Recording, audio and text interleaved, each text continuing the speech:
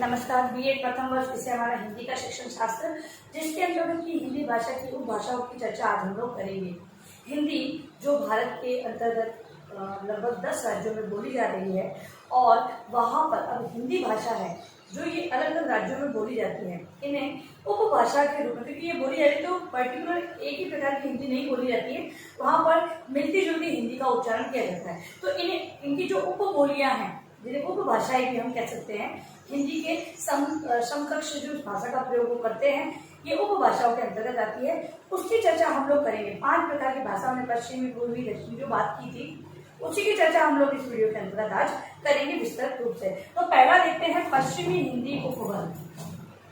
पहला है पश्चिमी हिंदी उपभाषा वर्ग। पश्चिमी हिंदी उपभाषा वर्ग, इसके अंतर्गत किसको लिया गया है? तो भाषा वैज्ञानिक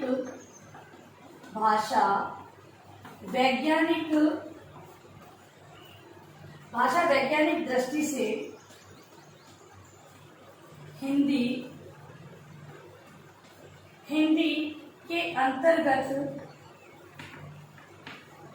हिंदी के अंतर्गत दो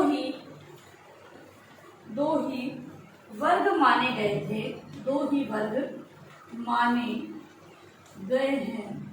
माने गए हैं पश्चिमी हिंदी और पूर्वी हिंदी।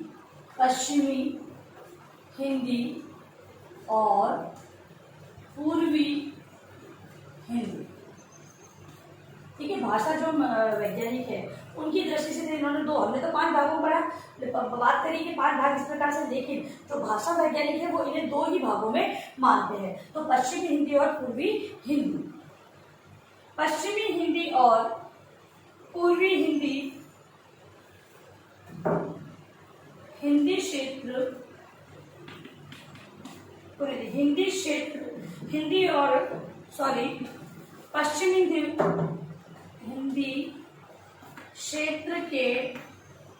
पश्चिमी हिंदी क्षेत्र के पश्चिमी हिंदी उपभाषा वर्ग हिंदी क्षेत्र के अंतर्गत जो हिंदी का क्षेत्र है पश्चिमी हिंदी का, भाई देखो दोनों को तो लिया गया है, दोनों को माना गया है। इसमें भाषा जो वैज्ञानिक है वो दोनों को मान रहे हैं, लेकिन पश्चिमी हिंदी के क्षेत्र में जो उपभाषा ली गई है वो ये है खड़ी बोली क्षेत्र के अंतर्गत। खड़ी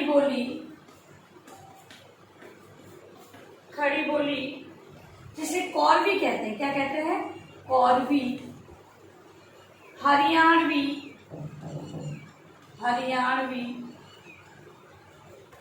जिसे बांगरू कहते हैं, और ब्रज कन्नौजी और बूंदेली को रखा गया है, ठीक है। तो जो पश्चिमी हिंदी है उसके अंतर्गत देख लीजिए, खड़ी बोली कौरवी, हरियाणवी बंगारू, ब्रज कन्नौजी और बुंदेली को रखा गया है, ठीक है। तो इस प्रकार से भौगोलिक दृष्टि से जो माना गया है वहां पर राजस्थानी को भी इसमें सम्मिलित किया गया है, लेकिन जो भाषा वैज्ञानिक है उनकी दृष्टि से पश्चिमी हिंदी में हिंदी को इस प्रकार से बांटा गया है। अब है पूर्वी हिंदी उपभाषा क्षेत्र। पूर्वी हिंदी उपभाषा वर्ग। अब इसके अंतर्गत हिंदी प्रदेश के पूर्वी भाग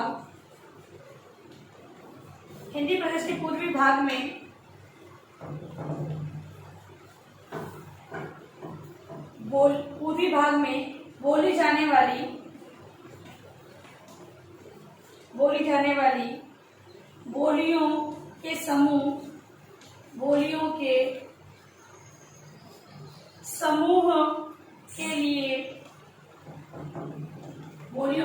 के लिए पूर्वी हिंदी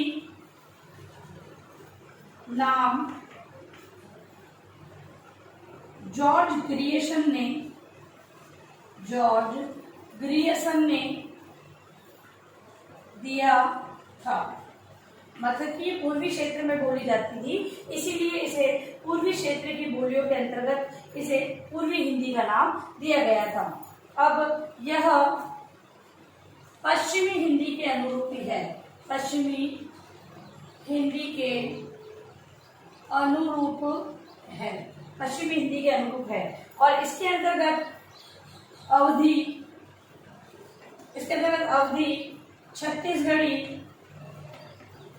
छत्तीसगढ़ी और बघेली को लिया गया है।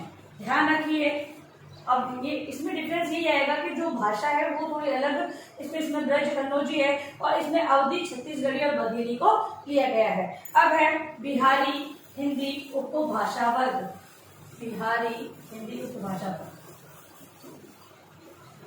तीसरा जो प्रकार है बिहारी हिंदी उपभाषा वर्ग, इसके अंतर्गत बिहारी का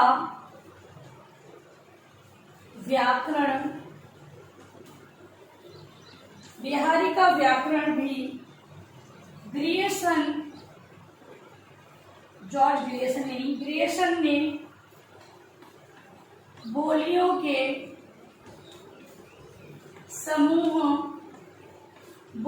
समूह के रूप में प्रस्तुत किया है।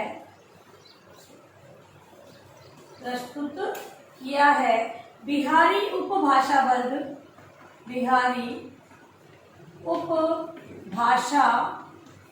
वर्ग की बोलियां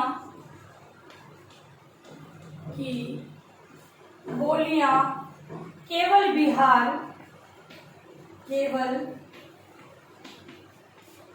बिहार ही तक सीमित नहीं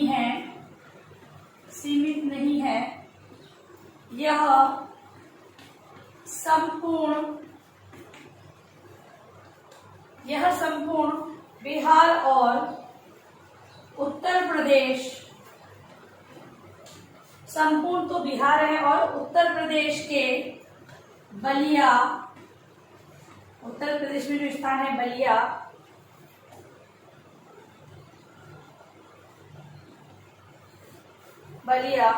गाजीपुर,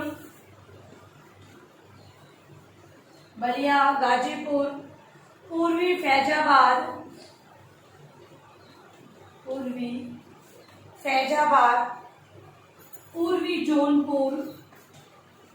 पूर्वी जौनपुर, आजमगढ़, वाराणसी, देवारिया और गोरखपुर आदि जिलों में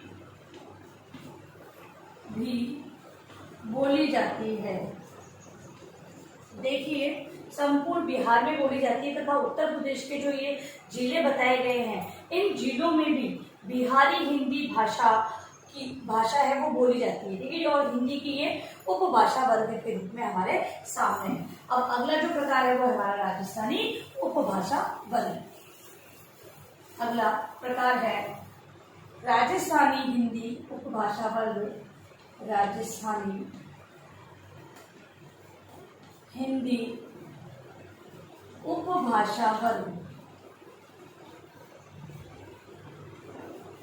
अब राजस्थान के अंतर्गत इसे किस प्रकार से बांटा गया है, तो राजस्थान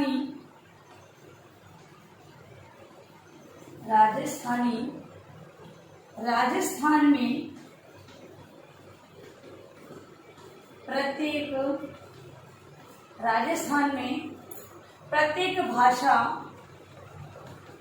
रूपों या बोलियों के लिए प्रयुक्त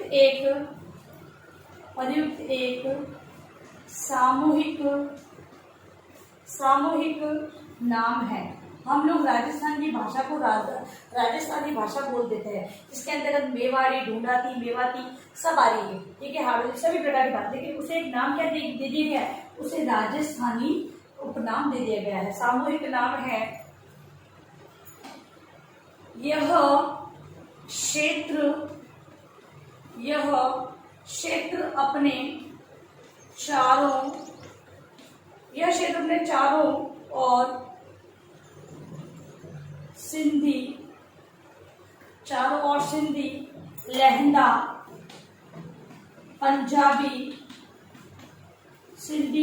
पंजाबी, बांगरू, ब्रज, मराठी और गुजराती से घिरा हुआ है। ग्रियर्सन ने राजस्थानी बोलियों को 5 भागों में या 5 वर्गों में बताया है। 5 वर्गों में, जो वर्ग इस प्रकार है, जैसे पश्चिमी राजस्थानी पहला वर्ग, पश्चिमी राजस्थानी कहाँ पर बोली जाती है, पश्चिमी राजस्थानी, जहाँ पर मारवाड़ी बोली का प्रयोग किया जाता है, पश्चिमी राजस्थान में। दूसरा है उत्तर पूर्वी राजस्थानी, जहाँ पर मेवाती भाषा बोली जाती है। अगला है मध्य पूर्वी राजस्थानी।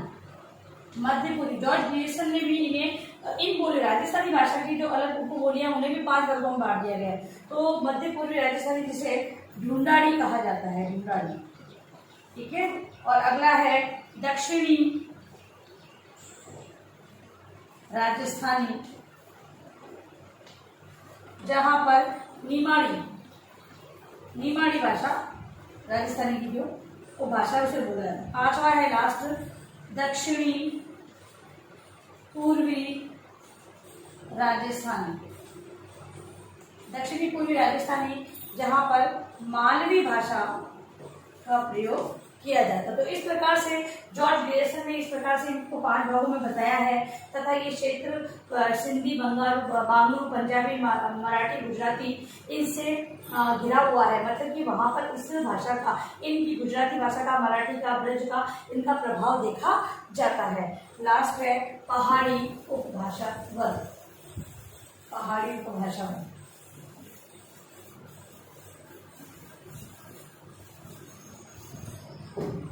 5वां है पहाड़ी उपभाषा वर्ग। ठीक है, तो पहाड़ी भाषा वर्ग पहाड़ी प्रदेश में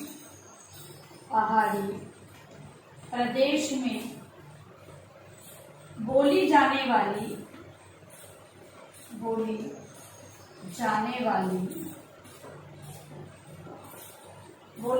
के कारण, पहाड़ी प्रदेश में बोली जाने के कारण इसे पहाड़ी कहा गया।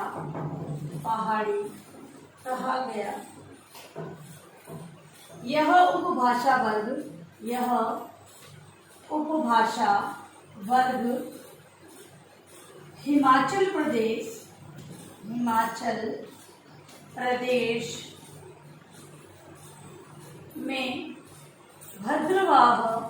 हिमाचल प्रदेश में भद्रवाह के उत्तर पश्चिम से लेकर नेपाल के पूर्वी भाग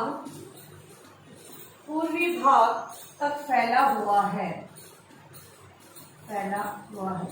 यहाँ की भाषा है वो पहाड़ी भाषा इसलिए कहा गया है क्योंकि पहाड़ी क्षेत्र में है और हिमाचल प्रदेश के भद्रवाह के उत्तर पश्चिम से लेकर नेपाल तक ये हिमाचल प्रदेश फैला हुआ है। और इसकी जो भाषा है वो है पश्चिमी पहाड़ी। और ये कहाँ कहाँ बोली जाती है, तो जो वहाँ के शहर है जौनसरी, सिरमौरी तथा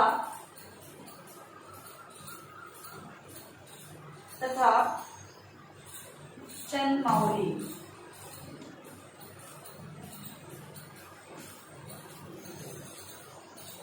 भद्रवाही आदि। फिर जो अगला है मध्य पहाड़ी, दूसरा है मध्य पहाड़ी में कुमाऊनी और गढ़वाली। लास्ट है पूर्वी पहाड़ी क्षेत्र की को इन 3 भागों में बांटा गया है। पश्चिमी पहाड़ी जौनसरी, सिरमौरी, चंदमाउल और भद्रवाही, और मध्य पहाड़ी में कुमाऊनी और गढ़वाली तथा पूर्वी में नेपाली को लिया गया है। ठीक है, तो इस प्रकार से हमने देखा कि जो हिंदी भाषा की उपभाषा वर्ग के बारे में 5 भागों में बांटा गया है, इसके अंतर्गत सभी भाषाओं के बारे में हमने चर्चा की है। इसे अपने गृह कार्य प्रश्न के रूप में देखें आप लोग।